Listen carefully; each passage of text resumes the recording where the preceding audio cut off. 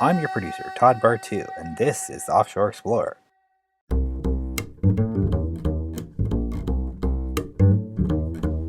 Offshore Explorer looks at the world from the sailor's point of view, port by port. Together, we share stories that detail the important intersections between sailing culture and life, past, present, and future. Let me introduce our host, a lifelong sailor who has traveled the world, from mega yachts to tugboats to ice boats, and a published author who has written for both stage and screen, Captain Scott Dodgson.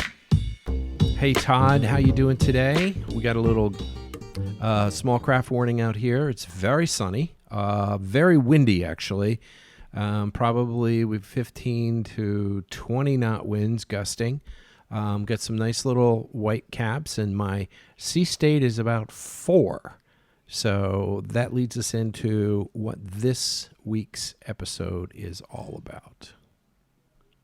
And what is this week's episode all about? Tell me. This week, I talk about sea states. It's a actual measurement. There's the Douglas and the Beaufort scale. One is from being on the ocean, which is the Douglas scale, and Beaufort is actually from the shore side. And what they do is they measure states of the sea. So when you get a weather report, and they say that the sea state is a 3 or a 4 or a 9 or whatever, you'll know exactly what it looks like and what it'll feel like, how much wind is, how much the swell is, how much the waves are, whether there's white caps, whether there's foam, whether there's spray. So all of that is something that the sailor needs to know.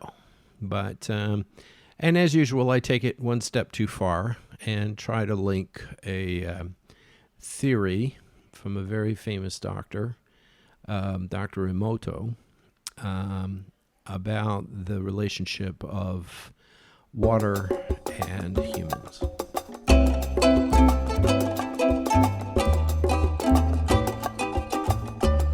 A few years ago, I wrote a script titled The History of Water. The script was shopped around town to some notable directors and stars and was optioned. In fact, it's still under option.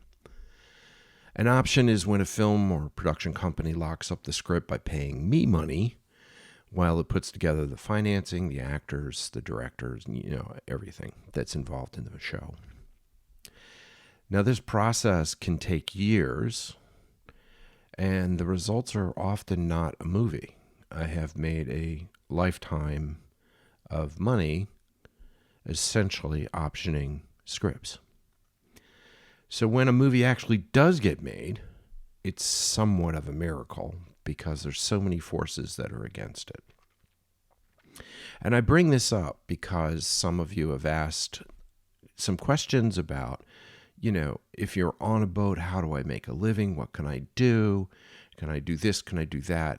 And I don't know what to tell you what to do, but I do know that earning money while cruising and earning money while supporting your habit of sailing can be very, very daunting because there's always a compromise between wanting to stay out on the water and wanting to buy that new piece of electronic kit or sails or whatever the new lines, whatever you have going for yourself and that you want to change, and then having to go out and earn the money.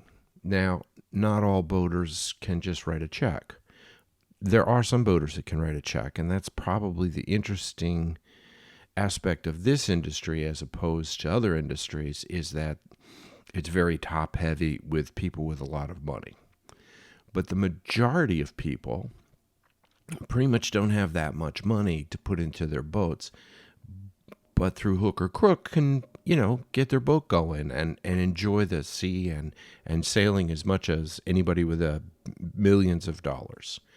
And this is really important because you kind of have to make sailing accessible to yourself. So my job, along with chartering, which I've discussed many times, was to write movies and television shows. And it's what I do. It's my second passion. as well as my first passion, which is supporting my beautiful angel, Paulette McWilliams, and her musical career, which she's completely independent. When I say support, basically I carry the bags. That's what I do. That's my job. And anything that I can give and support emotionally or whatever, that's what I do for Paulette. And I urge people to listen to her new album, A Woman's Story. It's a classic jazz album that I think you'll find really, really, really sweet. Fantastic, actually. So how does this all relate to sailing? Well, I've been around and in boats of all types since I was a boy. I've scrubbed, I've sanded, I've washed, I've painted, I've varnished, and much more than just hanging around a marina looking for a few extra bucks. I have spent an enormous amount of time trying to get rides on different boats, trying to figure out what the next cool thing is going to be. I've gone out racing. I've, hung on the rail. I've raced myself. I've won races. I've been thrown out of races. I've all sorts of stories there, and I've worked professionally. In high school, I started handling a skiff that we were building a breakwater for in the summer in Lake Erie. And I worked on the Great Lakes in a steam-driven oar boat for Republic Steel. I ran a tug in New York Harbor. I helmed all sorts of power boats and sailboats. With yachts and boats in my background, I largely focused on becoming a writer. So at the time, the maritime industry supported my habit of wanting to be a writer. And like Hemingway, I believe that life experiences and living your life inform your mind, inform your spirit, and thus inform your writing. So I am very much into this. My life is dedicated to my writing. My other part of my life is dedicated to sailing, being on the water, making a living on the water. That is my bubble. That's what I do. Now I want to get back to this script because I think it's kind of important in a way. The history of water. So it's based, and I should back up and say that I was just sort of entertaining an idea, and a friend of mine said, Scott, he said, you've not written anything romantic. You've written a lot of some thrillers. You've written some very, very sort of artsy films. You've written some biopics, which I've done a lot of biopics. And he said, but you haven't written anything romantic. And I'm always trying to find some sort of hook to make a romantic story kind of, vibrant and interesting, not the same old. So I ran across this New Age concept promoted by this Japanese scientist named Dr. Masaru Emoto. He's a New Age guru, and he kind of proved that water, its molecules, change their structure when different stimulus are applied. So he set out, and he has an experiment. It's been photographed and videotaped, everything. Okay, so this is like not that far out, but it's interesting, and where it goes, I have no idea. And he set out this experiment, and the reason I'm talking about this experiment and molecular structures because the sailors were on the water all the time. Okay, so this relationship between our bodies and our souls, for that matter, and the water is a kind of interesting There's a lot to be examined in that. Okay, so he would play music to the water. He would play first he started playing metal music, then some country, some romantic music. He played opera. And in each case, the water molecules changed its arrangement in a unique way. So the metal was different from the romantic or the opera. It was different from the country, so they were all different. And he has lots of documented evidence. And this guy is way bigger. If you haven't heard of him, he's way bigger in the world than you could possibly imagine. So I thought this was a kind of cool idea, and I thought, well, how can I fashion a story around this concept? What could I do with this concept to kind of make it more interesting? And let me be straight with you. I'm not a new age kind of guy. I don't take vitamins because I don't think they really do anything. I don't trust a lot of stuff.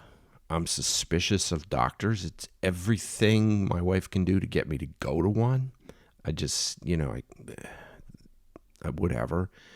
I stay grounded, and I only let certain things into my life. And just a basic rule: if it's advertised on television, it's useless, and I won't take it. I don't need it. But this water crystal thing fascinated me. And for different reasons than your touchy-feely Malibu crystal curing vegan yoga instructor reasons. I felt that the influence was coming in a different direction. Not us to change the water molecules, but the water to change us. I came to this after decades of sailing and observing. Once I took the kind of natural arrogance of, man imposing his will in the equation of his being and his presence on this earth. Once I took that out, that kind of arrogance, I began to see that different sea states affected me in very discernible ways. Now, sea state is a kind of standard measurement. And if you've been around, you'll get meteorological reports, and they will have sea states mentioned in the organization's code. Now, the code adopts a kind of wind-sea definition, which there's two scales. There's the Douglas Sea Scale and the Beaufort Scale. So let's start with the World Meteorological Sea State Code and how it adopts to the wind of sea. So they have a number of categories, basically up to 9, all right? And they start out where the characteristics and wave height is 0. Characteristics are calm and glassy. That's a 0. Up to 0.1 meters. It's about 0.33 feet. Is calm but rippled. That'd be the first sea state. Number 2 is 1.1 to 0.5 meters. It's like almost 4 inches to a foot, which are smooth wavelets. And then number 3 is like 1 foot 8 inches to 4 foot 1 inches. And that number 3 is called slight. Okay. Number 4 is from the 4 foot 1 inch to 8 feet 2 inches, which is called moderate. Now, when you start thinking like 8 feet, like it's 8 feet, you go to your house, and you mark it on your wall. 8 feet seems awfully tall to be simply moderate. But in the ocean with everything rolling and the ups and downs, and this is wind driven. So remember that. It's not so swell driven so much. Then from 8.8 feet 2 inches to 13 feet, it's considered rough, and that's number 5. Number 6 is 13 to 20 feet. It's considered very rough. Number 7 is 20 to 30 feet, which is considered high. And number 8 is 30 feet to 46 feet, which is considered very high. And number 9, 46 feet and above, which is considered phenomenal. Phenomenal. I love that. These are the sea states. And the characteristic of the sea swell that's within these sea states is 0 is no swell. Short and average and long would be low. Moderate would be short, average, and long. And high would be short, average, and long. And then 9 would be confused. So you're going to get these numbers. For example, you might end up getting the Douglas Sea State is saying it is 5 with a sea swell of 4. You might get 7, which is high waves, and number 8, which is the sea swell. So these are ways of looking at the ocean and your sailing so that you understand how to quantify these different sea states. Now, I kind of also look at them as sort of emotional sea states because I have found I'm much more anxious as a sailor when there's very little wind and the water is calm and glassy. This is all very nice. It's serene if it's glassy and you're in a power boat and you're cruising along at 25 knots and it's just smooth as glass. That's great. But if you're a sailor and you're just puttering along at 5 or 6 knots, it's not so great. It creates anxiety in me.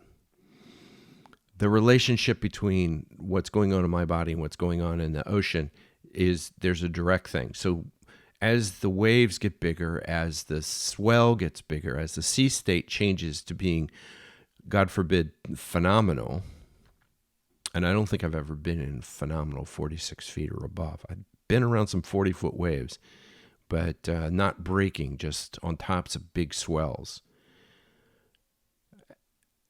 I get more serene. I get more.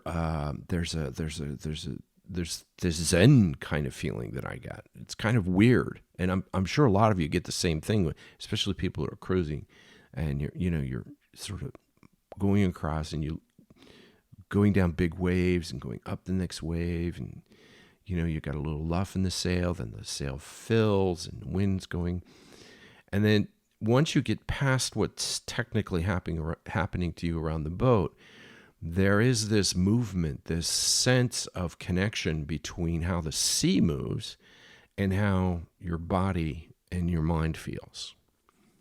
So the second measure is the Beaufort Sea States. And Beaufort Sea States is a code that actually is for people that are on shore watching the ocean. And there's people that go out every day and they photograph the sea. They use binoculars for an accurate assessment, and they write all this stuff down. And this is a part of what's going on. So their sea states are pretty easy. The 0 sea state is sea like a mirror. It's under 1 knot. Smoke rises vertically. There are also some land indicators. And like in sea state 1, the wind motion is visible in smoke. This is like 1 to 3 knots. There's some ripples. And number 2, there's a small wavelet over. Okay, no white caps. The wind is felt on the exposed skin, and leaves rustle, which is kind of interesting, isn't it? It's almost poetic. And the wave height is less than 18 inches. In sea state 3, the conditions are large wavelets, a few white caps here and there, and it's 7 to 10 knots. And I describe the wind speed as leaves and twigs in constant motion. Yeah, I know. This 4th sea state is small waves, fairly frequent white caps, and dust and loose paper raised. Small branches begin to move. 11 to 16 knots. This is what most of us like to sail in, is sea state 4. 11 to 16 knots. We can go along with that pretty easy. And then sea state 5 is moderate waves, many whitecaps. Spray is possible. And the wind speed is between 17 and 21 knots. If you're a Caribbean sailor, you'll see this quite a bit when you're outside the islands, when you don't have the islands blocking the wind for you. The branches of the tree of moderate size begin to sway. That's wave heights of 6 feet, 2 meters. And then sea state 6, you have large waves with foam crests, spray probable, 22 to 27 knots. Large branches move around, and whistling can be heard overhead in the wires. So these are the states, and this is how they go about measuring them. So the next time you go out, just figure out what it looks like to you, apply these different measurements, and when you listen to a weather forecast from NOAA, they will tell you about what the sea state is. They'll just give you sea state 6. Boom. And that way you'll know exactly that they're large waves with white foam crests. Probable spray. 22 to 27 knots. You'll be able to put it right in your head and do that. So it's a good thing to know. But I want to get back to this concept of I'm tying together a film that I wrote, and that's how I make a living to support my habit of sailing. And even though I have worked constantly in the marine industry, so once I took this sort of concept that I'm looking at the world as if the different sea states are my doing. In other words, I see the sea states, I understand, and then I see the whole world from my point of view. And we all have this tendency to believe that what we're thinking and feeling affects the elements outside because of our will and our perception of will. And once it is pointed out to us, okay, as I'm doing here, that we're simply projecting, okay, and once we kind of get our head around it, we realize that we're just doing some sort of bullshit thing for us to try to understand the world and control the world. But on the ocean, we don't control the world. We control our vessel that's on the water. And the wind and the sea state is absolutely vital because our vessel has to be controlled, guided by us. And while that's happening, we are being affected deeply and unconsciously by the state of the sea. So let's look at it this way. Up to about 60% of the human adult body is water. And the brain and the heart are composed of about 73% of water, and the lungs are about 83% of water. And this is biological chemistry, pretty well understood, not a big deal. So imagine this, you have 40% of dense stuff, your bones maybe. Huh? So you go and you take a swim, and you're fully immersed in the ocean. 60% of you is literally connected to the ocean. And I ask you, don't you think there's some kind of effect going on with your body and that connection? Well, Dr. Emoto thinks so. And a surprising number of the touchy-feely set also think so. But they all insist on creating a narrative which is just about their ego and not about the reality. I mean, I personally feel the effect of the ocean. I can stand on the deck of my boat. I feel the roll and the pitch of the ocean. And I develop a kind of state of passive understanding with the ocean. At least I'm physically in tune, and that affects how I think, how I perceive. Okay? Now I can measure that perception through sea states.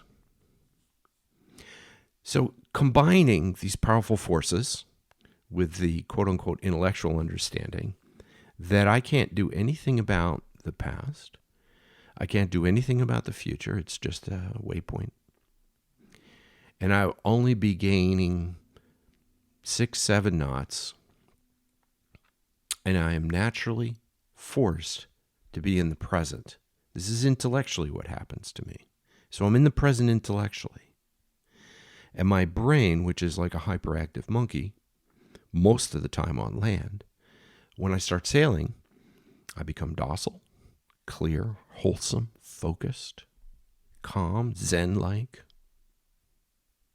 And for those who have listened to the podcast, Don't Yell at Me, those people that yell and do that kind of stuff, those people can't get rid of their monkey brain. But I want to get back to my story, the history of water.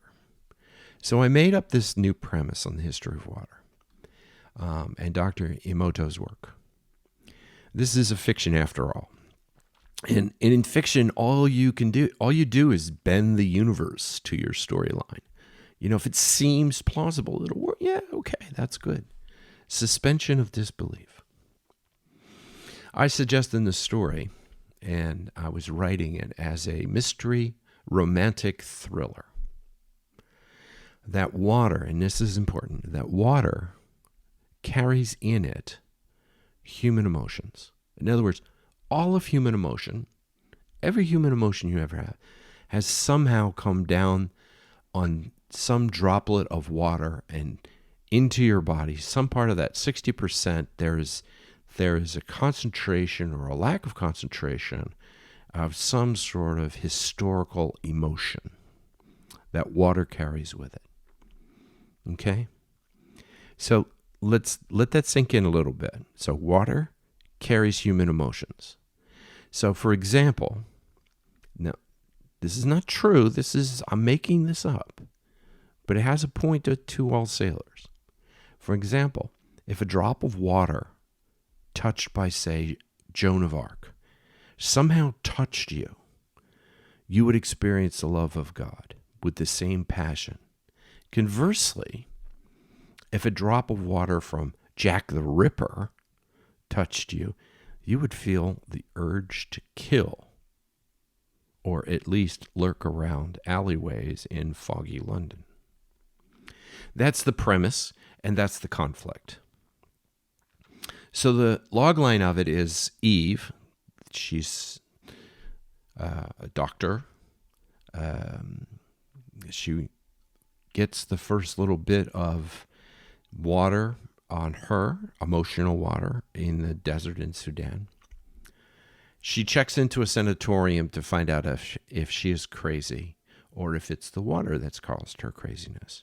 And her husband, who is a famous scientist who studies this emotional connection between what water is and the purity and what emotion is and how it's moved through life and history and how it affects people, and he's concentrated all this stuff, he has disappeared. Question is he dead? Did she kill him? Was it the water's fault? Is she just mad? So this is the point of fiction. This is the point of creativity. But within anything you create, there's always some sort of nugget of truth. And the nugget of truth in this is to ask yourself, what's your history of water? You know, where did it start for you? Why are you the guy that wants to be on the water or the gal who wants to be on the water? What is it doing to you privately, you know, unconsciously? Are you aware of what's going on? So I like to write things that we don't understand what influences are happening to us. We don't understand. We try, you know, as humans, we always try to structure a narrative on how to understand the world. Okay? But what if it's just the world has its own narrative, and we're just, like a little cork bobbing around in the ocean, moving through life with little or no control.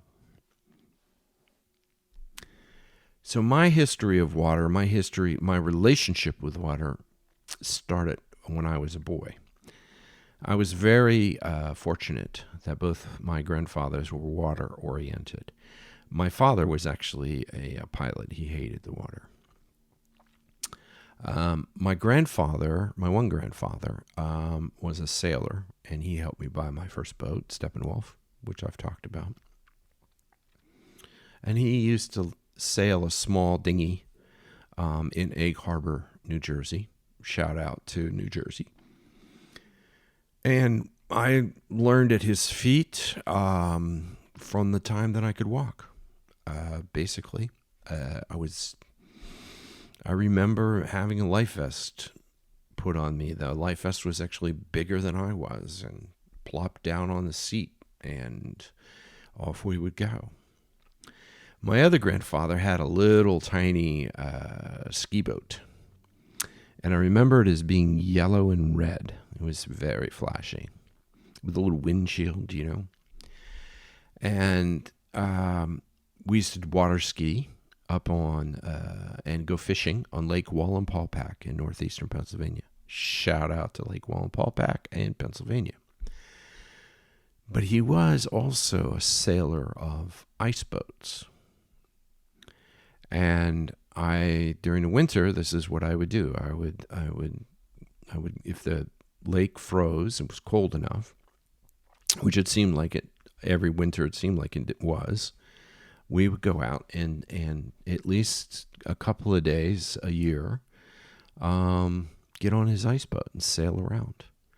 And I write about this, and it's a very deep relationship that I have with both grandfathers, and it is around this sense of what water is, because I've always felt safe on water. I've always felt emotionally secure on water. And I know a lot of people don't. And this is kind of a weird thing for people. Getting on the water, there's this fear. There's a lot of things. I had a woman write me, I would love to go sailing, but I can't swim. And I joked that, sailing is about staying in the boat. It's not, you don't have to swim to sail. You can sit in the boat and stay dry. So there's a lot of irrational thinking that goes on with this. But I thought I would introduce this idea of what the sea states are, because for me, sea states and emotional states are kind of related in a weird way for a sailor. And I'd love to hear your opinions of this. Remember, History of Water is fiction. It's just made up stuff. Okay? One day I hope the movie gets made. It's gone through a lot of changes and a lot of iterations, a lot of revisions. And the film business is the film business. But to be honest, this is how I've made my other living. I've written for both French TV, Italian TV, some film people in Europe. And it's something that I always found rewarding. It's what I do. It's one of my crafts, and obviously it comes out in the podcast. But sailing is where I plant my flag. It's where I feel most comfortable. And it's the water that makes the connection. The ocean that makes the connection between how my body feels and my soul feels and the rest of my life. Thank you. Thank you for tuning in. If you like this episode, be sure to subscribe on Apple Podcasts, Spotify, or wherever you get your podcasts. Also, be sure to rate and review. You can find us on Facebook and at offshoreexplorer.org. Our theme song is sung by Paulette McWilliams, with additional music by Amanu Itomi and Tommy Twang. Until next time, fair winds and calm seas.